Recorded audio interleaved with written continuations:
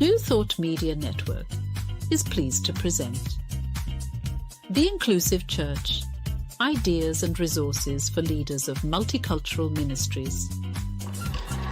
The Inclusive Church with Tracy Brown. Tuesdays at 12 noon Mountain Time. Join Tracy and her guests as they go deep and share practical tips and resources you can use in your ministry. And now let's explore the Inclusive Church with Tracy Brown.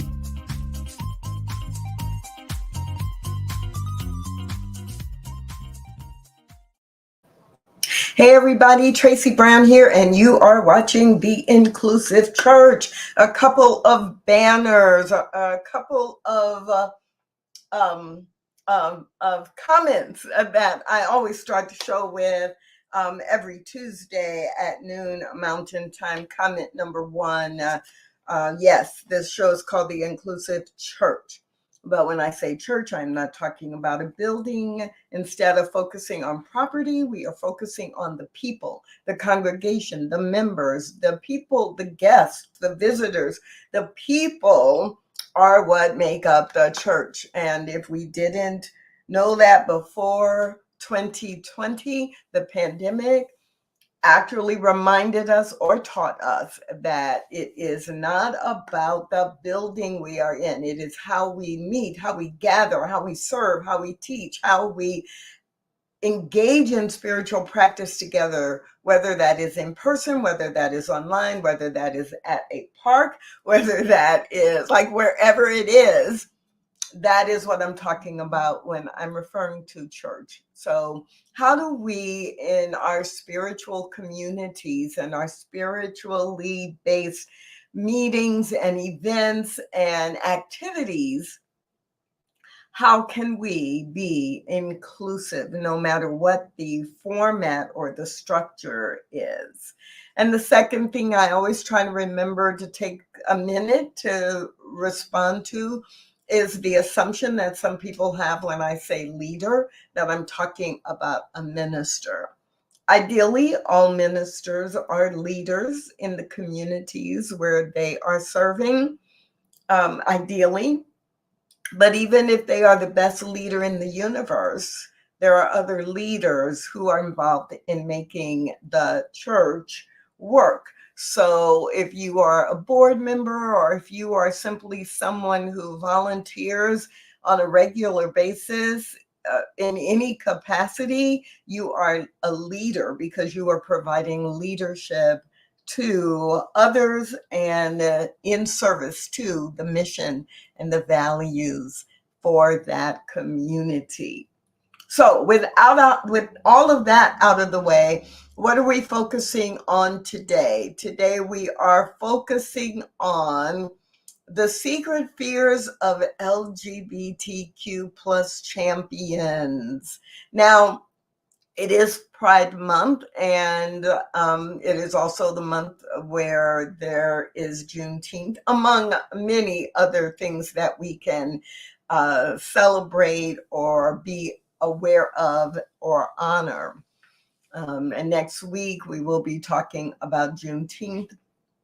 But today is the second focus on what do we do and how do we show up to be inclusive to people who self-identify as lesbian, gay, bisexual, transgender, queer, and many other labels or categories or identity groups.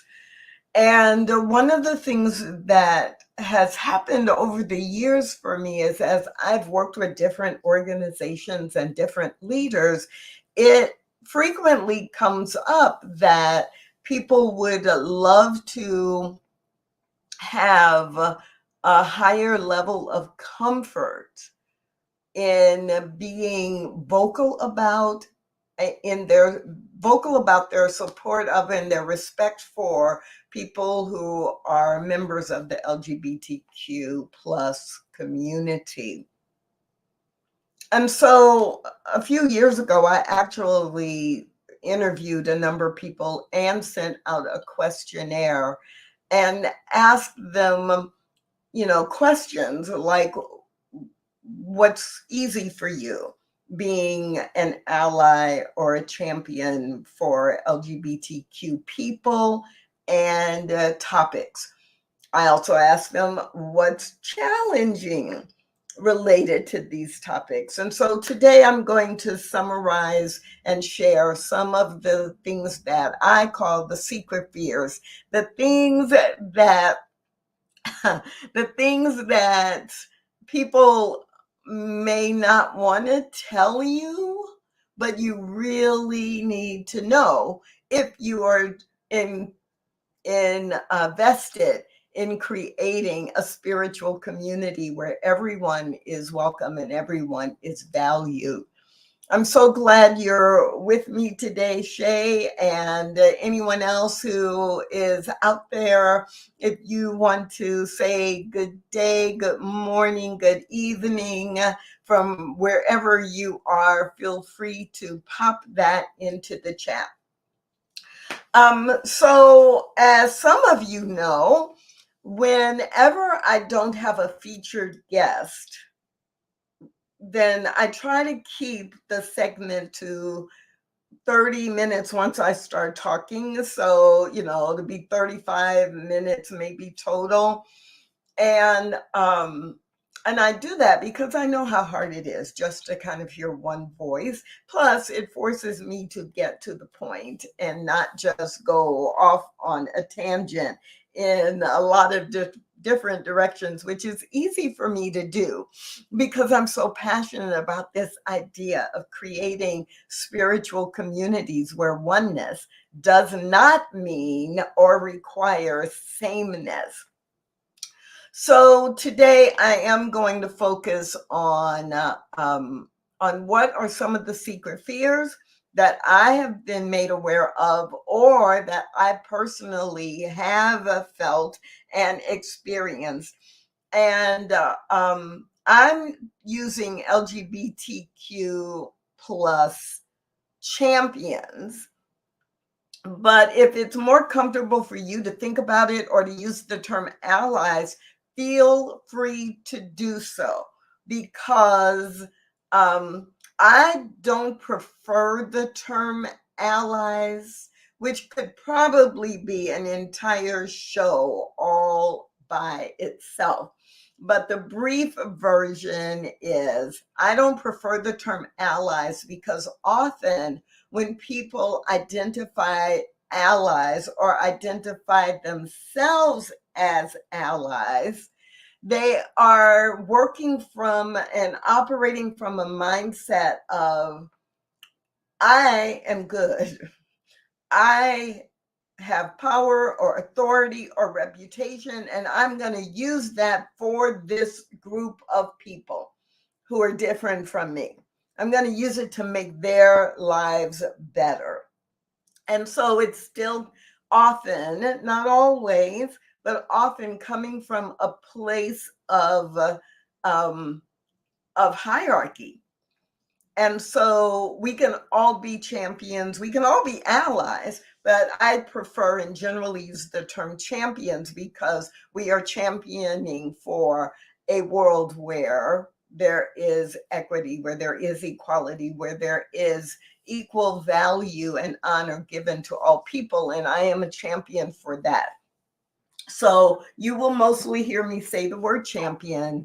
And feel free if my definition of champion matches your definition of ally, then feel free to use ally instead. So I'm going to focus today on what I have learned over the years about fear, reluctance, and hesitancy to show up as or to be known and recognized as a champion for LGBTQ plus people, programs, topics, etc. So let's jump right in. Why I asked this question, why are you afraid or reluctant to be known as an LGBTQ champion, LGBTQ plus champion? And I got responses from both people who identify as LGBTQ plus and people who are cisgender, heteronormative, just straight, people who did not identify personally with these groups. So let's start with the things that pretty much came up the most from everyone, regardless of their own sexual orientation or gender identity. We got a lot of, well, I'm hesitant. And when I say afraid, you could replace it with reluctant or hesitant or uncomfortable. People will think I'm gay or any of the identity groups in the category. And if they think that, it may slow my progress, my success. It may end some relationships that I have. My boss might be uncomfortable, or the person I'm reporting to, in this case, if we think about spiritual communities, the leader of the team, right, might be uncomfortable. Or we might think our family will be embarrassed. So I don't want people to think that about me. Now, we could have a whole conversation about how silly that is, but it is a real and documented concern for people. And I'm so glad that people felt safe enough to say that to me, or to write it in a questionnaire, or to check the box. Because if we don't know, if we judge people for where they are, then they're not going to tell us what we need to do or to know in order to support them and in order to engage them in meaningful ways. We also heard from people who said, well, I'm not an expert on this issue, so I'm hesitant to kind of be very visible, because then I might say something that is offensive unintentionally. I don't want people to see me as a spokesperson for these topics or for this group of people. And, I'm really comfortable talking about race and ethnicity, but I'm not an expert on sexual orientation or gender identity. And so when those things came up, again, those came up from people who actually self-identify as LGBTQ plus, as well as people who did not.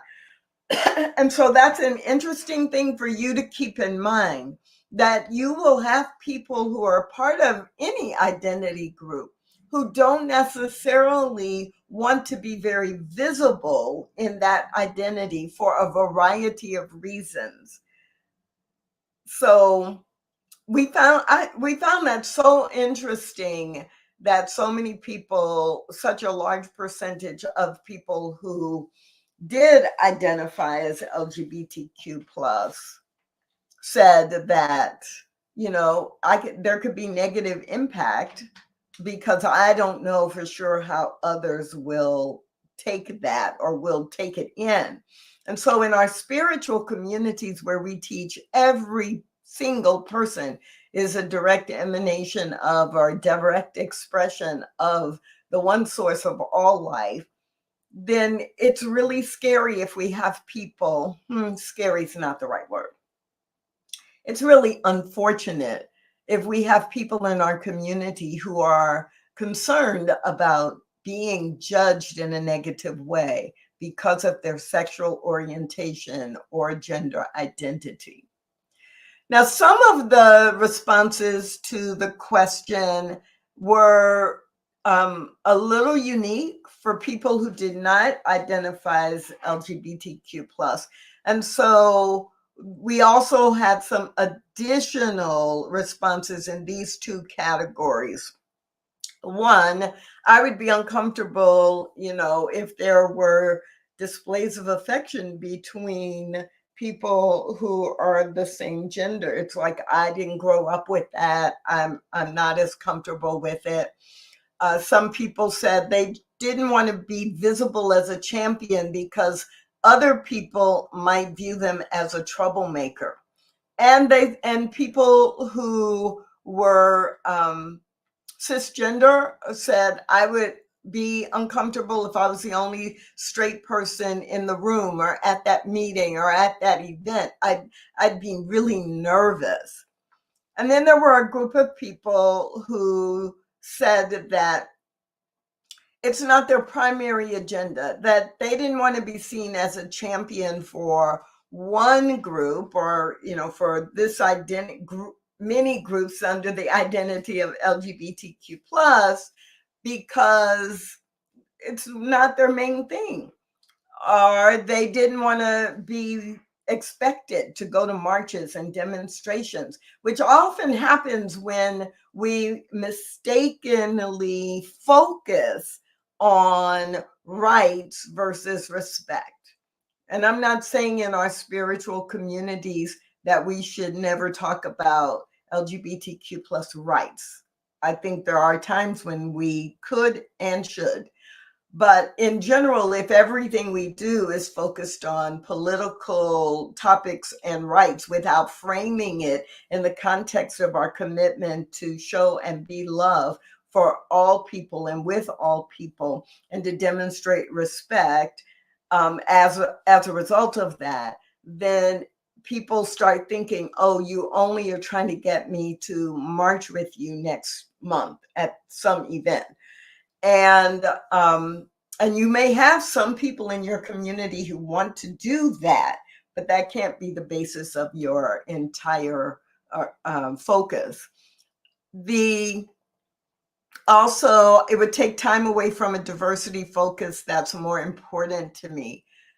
This came up quite a bit, that if I get seen as a spokesperson or someone who is actively engaged in the conversation around our LGBTQ plus members, then it feels like that's taking away from a focus on some other aspect that is important to me.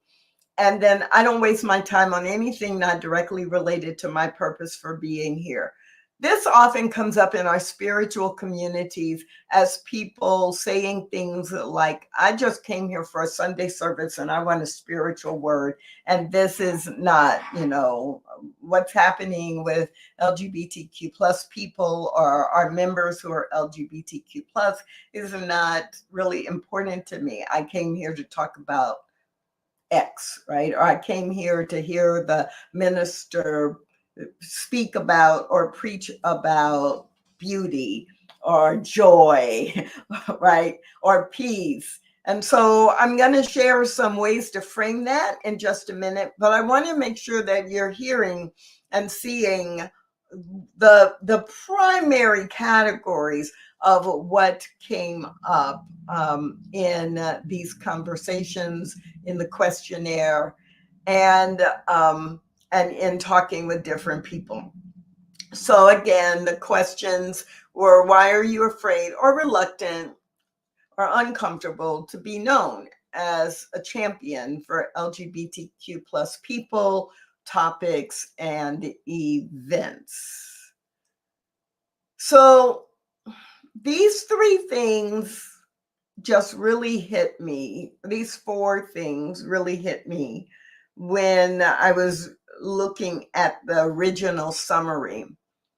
So the first one, no reciprocity. This came up over and over and over again, primarily from people of color, and secondarily from white straight women, but primarily from people of color who said, when we were in interviews, we teased out, so what do you mean by that? And in the questionnaire, we had some people who added notes. And it was like, there's no reciprocity. Like, I'm reluctant to be a champion for people in my community who identify as LGBTQ plus, because as a Black person or as a Native American, right?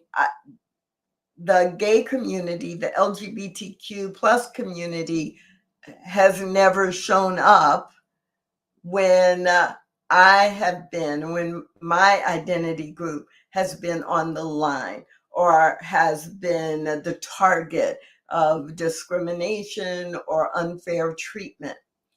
And so this idea of reciprocity actually can work in our favor in our spiritual communities, because if we are teaching the spiritual principle that everyone is an expression of the one, and we are actually integrating that commitment into everything that we do, then when one group is having an event, you we'll begin to see people from other identity groups showing up at book studies or at events you may be having to celebrate certain special days, that there will be that kind of collaboration.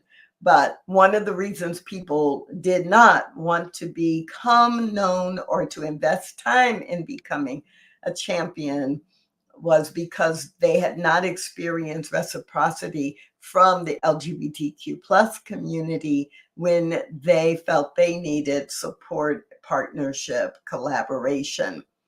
Ethnically and socioeconomically exclusive, while you and I know that this is not true, some people have the perception that the LGBTQ plus community was only upper middle class or upper middle class white men and women. That's the perception. And that for some people, it's not my perception, but it's the perception of some people. So they describe that in ways that that group is that group of people who are LGBTQ plus are exclusive. They are not inclusive of all the different people. Some people said they didn't want to be the token straight person in the room or at an event. And there was a perception that the LGBTQ plus community did not need the support of others who didn't identify in that way.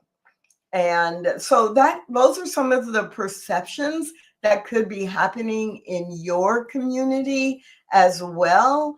And if that's true, and even if you don't survey people to find out if that's true, if you keep in mind these are some of the things that concern people, then you will be able to design your programs and activities, consider what you say in the marketing of these activities, etc. So that if someone hasn't told you this, remember a few minutes ago I said things you ought to know but people might not tell you. Then if you keep these in mind as you are planning and as you are producing services, events, etc., then you can address some of these. So let's look at, since we're trying to stay in 30 to 35 minutes, let's look at some actions that I recommend you keep in mind. To address the people will think I'm LGBTQ plus or I'm not an expert on this issue, make sexual orientation and gender identity a visible and normal part of your church, of your events. You can do that by having people on the platform. You can do that by using stories and examples, which is the next bullet point, that normalize diversity in sexual orientation and gender identity by the names you use, by talking about partners or spouses and and being careful about using spouse in a way that you only use it when you're talking about people from two different sexual orientations being married. Have images of same gender couples, and have stories and examples that you share that also make that evident. You're normalizing it. And then third, create some opportunities for questions to be asked and small group conversations to occur throughout the year, not just during Pride Month, please. Now, I already got on a rant about that last week, so that's all I'm going to say about it today, because I think that's one of the things that is so easy for me to rant about, like only talking about Black History and Black History Month, only talking about LGBTQ plus during Pride Month, and not throughout the year. And so create opportunities for more conversations. Now, with the examples of challenges or fears that were related to primarily cisgender, straight community, oops, did I skip one? I think I did. Yes. No. Okay, I maybe just have them out of order. So let's look at no reciprocity, ethnically and socioeconomically exclusive, etc.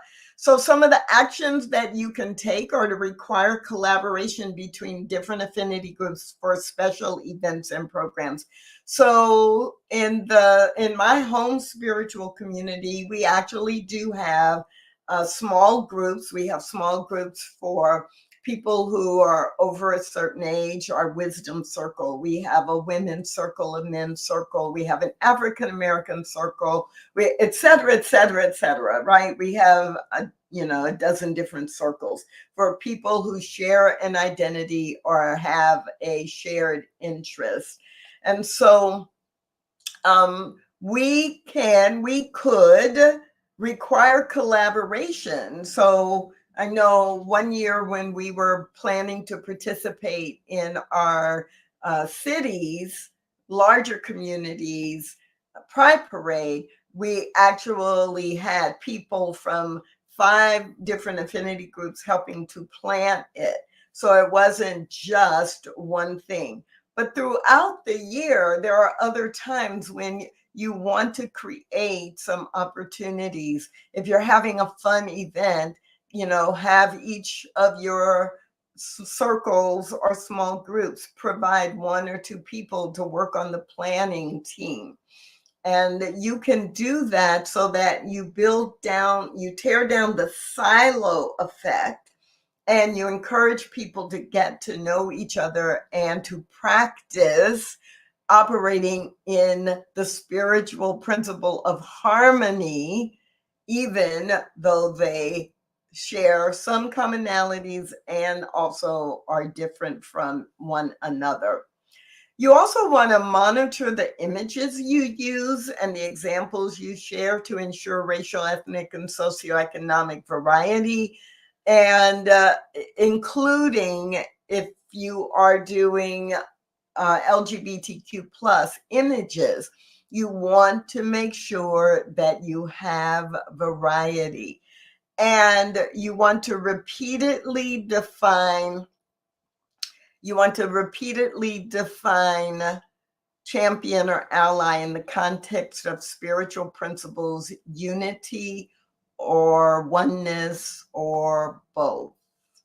Because throughout the year, you've got to remind people that we are focused on this in this spiritual community because we are committed to living the principles we teach. So I am right at my 30 minutes. So let me tell you how you can get more information about this. So in 2023, I did a 4-part series. And all the videos are there. Now, they are not focused on in spiritual community. They are focused on any organization. So, for example, I might say, take it back and think about the mission and the purpose, or the mission and the values of your organization. Well, that language would work if it were a hospital, just like it would work if it is a church or a spiritual community. Your mission, your values, and then use that language. So it is a 4-part series that I did last year. The first week is very similar to today's conversation: what contributes to fear, reluctance, and hesitancy to be a champion for inclusion. How can you create increased comfort approaching potential champions? How can you develop that? And what are some things to keep in mind? So in your spiritual community, you want to create champions from people who identify as LGBTQ plus and those who don't. And so what are some things that will help you be more comfortable doing that? The third video is about ideas for nurturing relationships with your existing champions. And the fourth video is about building trust, transformation, and long-term success with everything that you're doing that is supported by champions for inclusion. And so if you are interested in that, if this 30 minutes has piqued your interest, or this is just maybe a topic that is hot in your community because it is Pride Month, but now you want to start thinking about how can we do this year round, and how can we build on this year round. And so it's bit.ly/secret fears, but I've also put the link in the chat or in the comments. So if you, if this will be helpful for you, then you have easy access to it. So brief recap today, thinking about and talking about what are some of the secret fears that people have about being viewed as a champion for people who are LGBTQ plus, or for the programs and topics that you might offer in your church or in your community related to this theme. And I'm hoping that it has been helpful for you. I love that we have the opportunity to just dive a little more deeply into this subject this month, as well as throughout the year. Remember, Inclusive Church is here every Tuesday at 12 noon Mountain Time.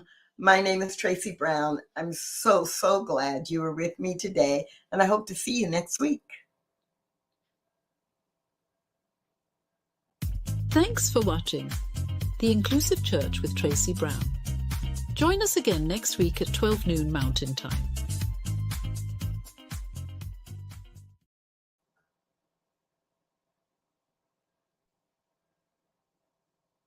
On behalf of everyone at New Thought Media Network, thank you for being a member of our virtual family. Your financial contributions help share the New Thought message with people from around the world. Please visit and contribute at www.ntmedia.org/donate. New Thought Media Network, come be you. And please like, share, and subscribe. Until next time, peace and blessings.